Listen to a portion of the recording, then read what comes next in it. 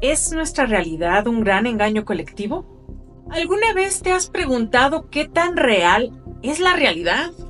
Spoiler, no tanto como crees. La realidad que vivimos no es fija, sino una construcción que hacemos colectivamente. Pero ¿y cómo lo hacemos? ¿Y qué papel juegan las redes sociales, las películas, las series, incluso el inconsciente colectivo? Quédate hasta el final porque descubrirás cómo, al construir nuestra realidad, también podemos cambiarla. La pregunta es, ¿eres arquitecto, arquitecta o espectador, espectadora de esta construcción?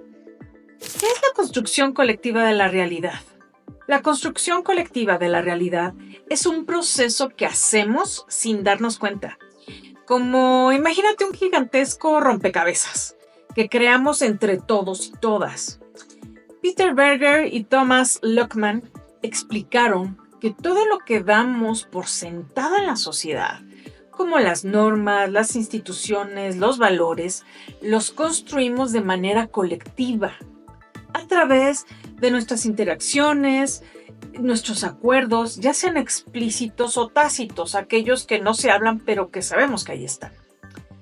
Primero, distingamos entre dos tipos de realidades que ellos mencionan. Los hechos brutos, que son los que existen independientemente de nosotros, es decir, una montaña, el mar, la gravedad. Y están los hechos institucionales, que en cambio dependen de los acuerdos que hacemos como sociedad. Un ejemplo, un billete es solo un papel, es un papel impreso. Pero colectivamente hemos decidido que tiene un determinado valor. Un billete de 500 pesos, colectivamente decidimos que tiene ese valor. Por ejemplo, también nos detenemos ante un semáforo rojo, o eso debería ser la mayoría, porque hay un acuerdo de que esa luz tiene un significado de detenernos. Sin nuestra participación, estas instituciones no tendrían sentido. Y aquí es donde entra la intencionalidad colectiva. Pero ¿y qué es la intencionalidad colectiva? Bueno, es la capacidad que tenemos los seres humanos para compartir significados y actuar en conjunto. Es como si todos, al aceptar ciertas reglas del juego, estuviéramos escribiendo juntos el guión de la sociedad. Vamos a poner un ejemplo para que quede mucho más claro. Cuando votamos, cuando vamos a elecciones, participamos en la institución de la democracia. No es un hecho natural, no es un hecho bruto, es algo que construimos y sostenemos de manera colectiva. Conceptos como propiedad, derechos humanos, son posibles porque hemos acordado colectivamente que existan.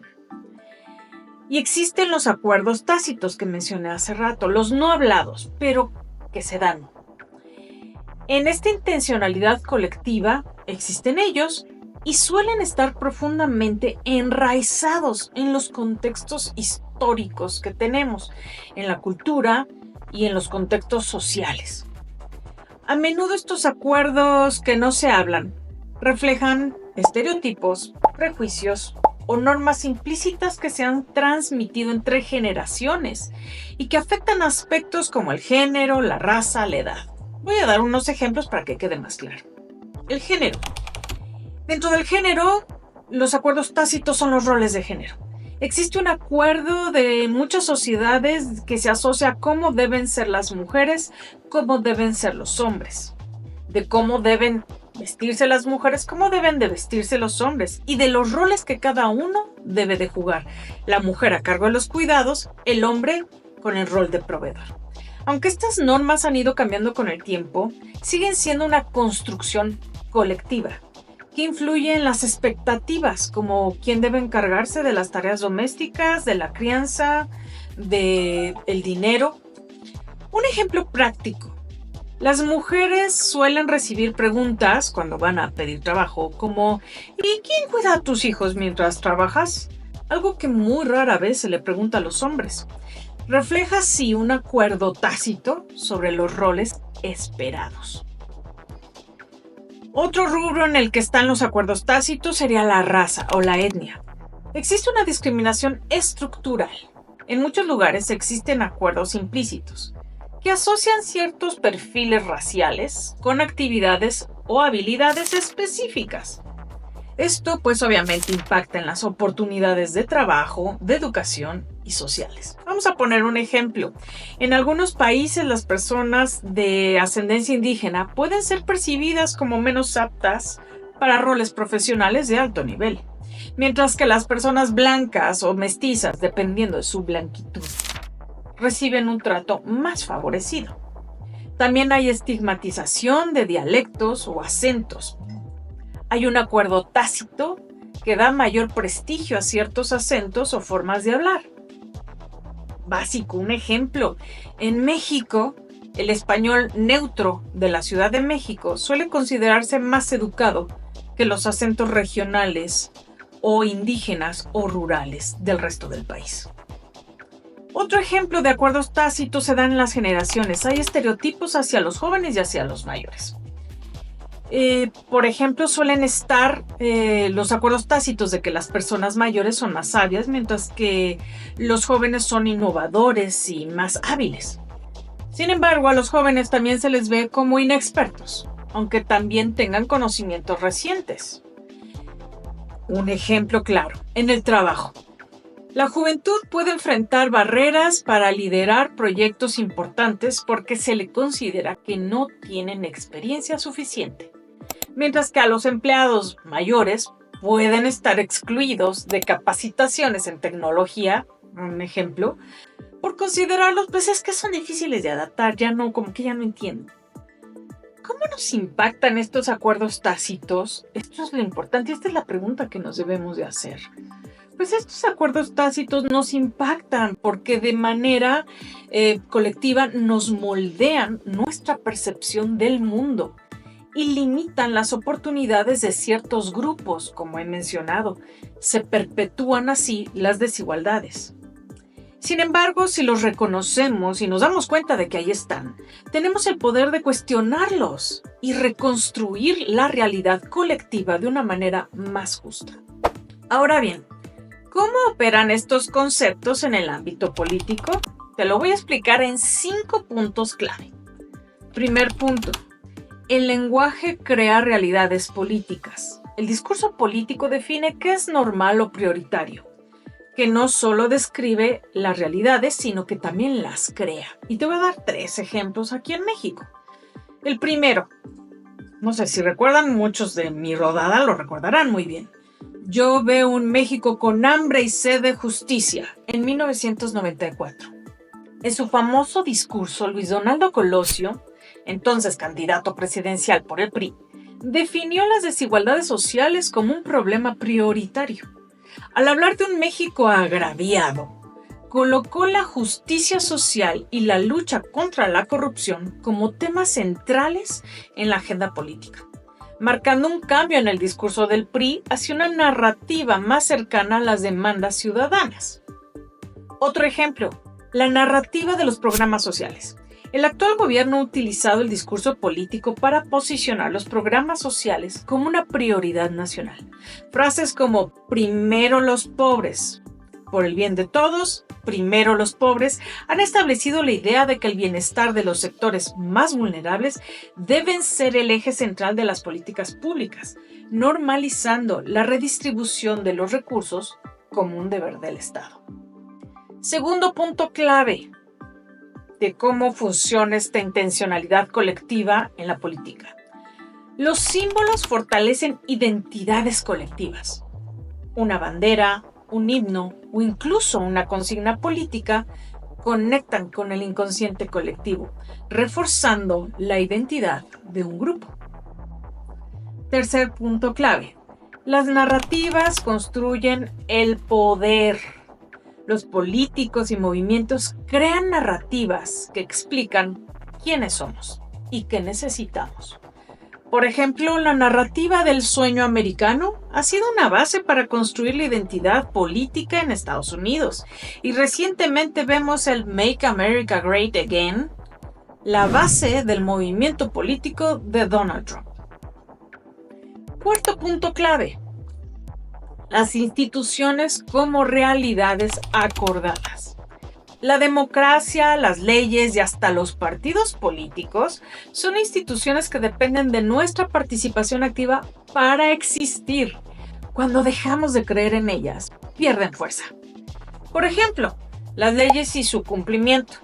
Las leyes son otra institución que solo funciona si la sociedad acuerda respetarlas y las autoridades las hacen cumplir de manera justa. Un ejemplo lo hemos visto cuando está una ley de que no se puede tirar basura o no se puede rebasar determinada velocidad y sin embargo se infringe.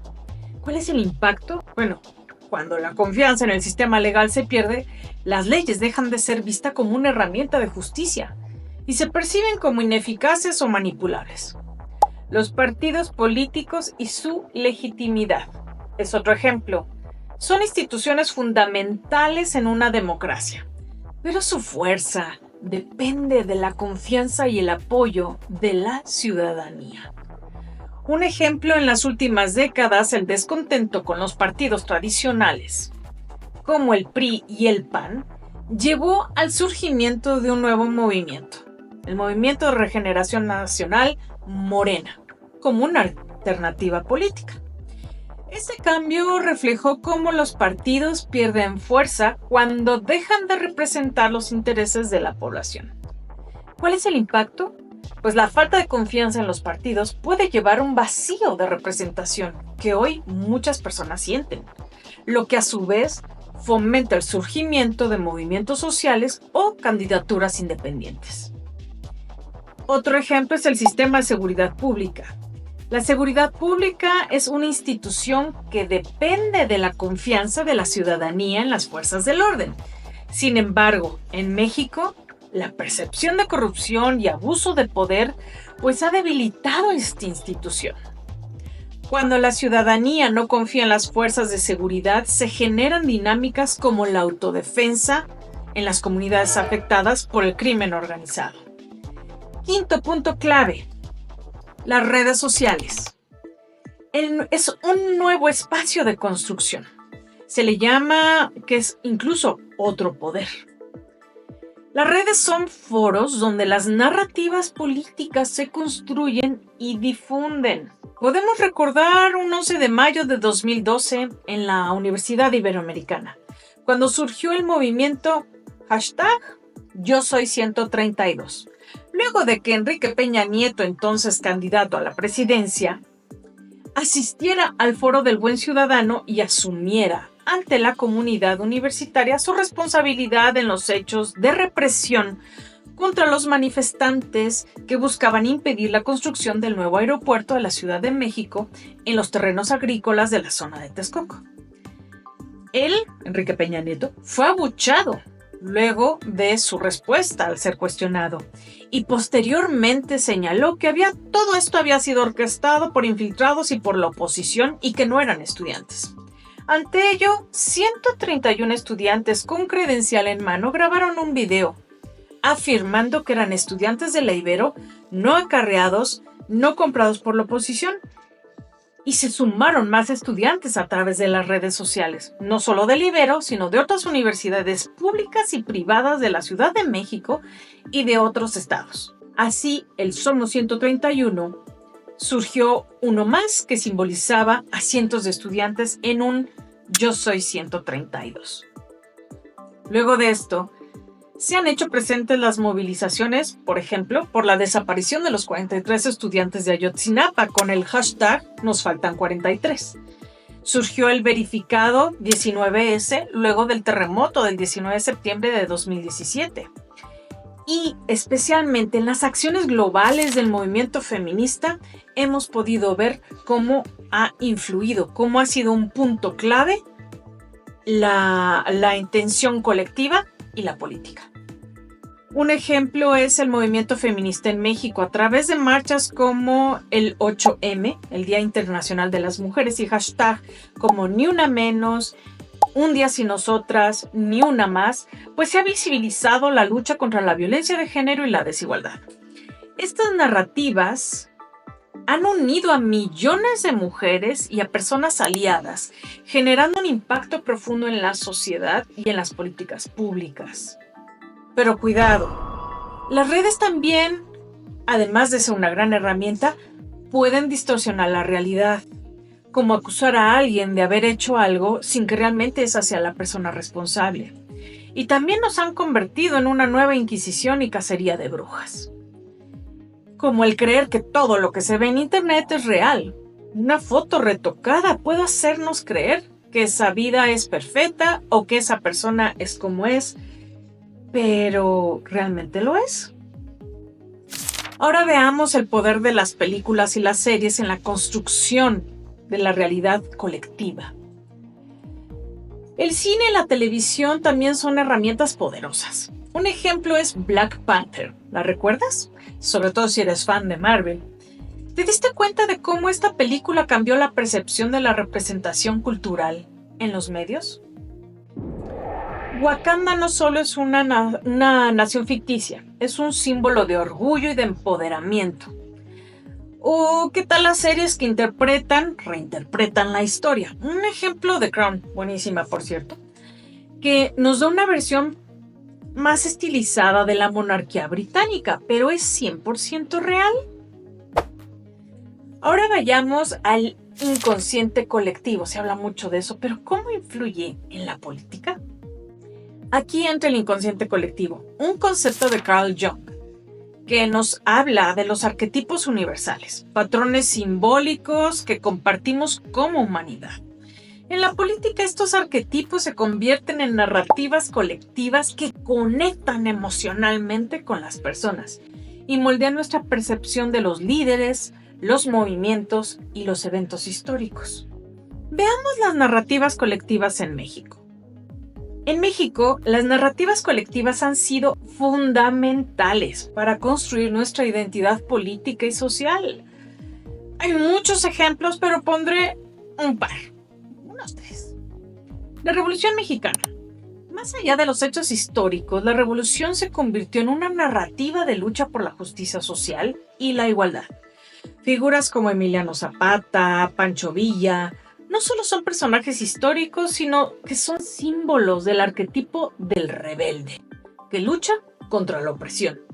Veamos otro hecho histórico, el movimiento estudiantil de 1968. Este evento marcó una narrativa de resistencia y demanda de los derechos civiles. Hasta hoy frases como 2 de octubre no se olvida resuenan como un recordatorio colectivo de la importancia de la memoria histórica. El papel de los símbolos y los líderes es otro punto muy importante. Los líderes políticos en México también han utilizado símbolos y narrativas para conectar con el inconsciente colectivo. Por ejemplo, Benito Juárez. Su figura representa el arquetipo del héroe reformador, alguien que lucha por la justicia y la igualdad. Poco se recuerda de las partes no tan favorables de este personaje, y su famosa frase "el respeto al derecho ajeno es la paz" se ha convertido en un símbolo de los valores nacionales. Otro símbolo es el Zócalo, como un espacio simbólico. Este lugar no solo es una plaza, es un escenario donde se construyen y refuerzan narrativas colectivas. ¿Ahora entiendes por qué muchas cosas se realizan en el Zócalo? Desde manifestaciones hasta celebraciones en el Zócalo es un símbolo de poder del pueblo. Ahora te toca a ti. ¿Qué aspectos de tu realidad crees que han sido construidos colectivamente? ¿Qué de todas las cosas que asumes como propias? Ideología, creencias, formas de ver la vida, percepciones, realmente han sido moldeadas por esta intención colectiva, por esta realidad colectiva. Y si pudieras cambiar algo en esta narrativa, ¿qué sería? ¿Qué harías? Lo más emocionante es que al entender cómo construimos nuestra realidad, también descubrimos que podemos reconstruirla. Entonces, ¿qué eliges ser? ¿Espectador y entrar en esta narrativa colectiva que se ha construido sin que tú intervengas? ¿O prefieres ser arquitecto o arquitecta de esta realidad? La decisión es tuya. Construyamos juntos, juntas y juntes una realidad mejor. Mi nombre es Lizzy Santoyo, esto es Política con Lizzy. Suscríbete y comparte tus ideas en los comentarios. No olvides activar la campanita para que veas más videos. Y recuerden, seamos aquello que queremos ver en el mundo.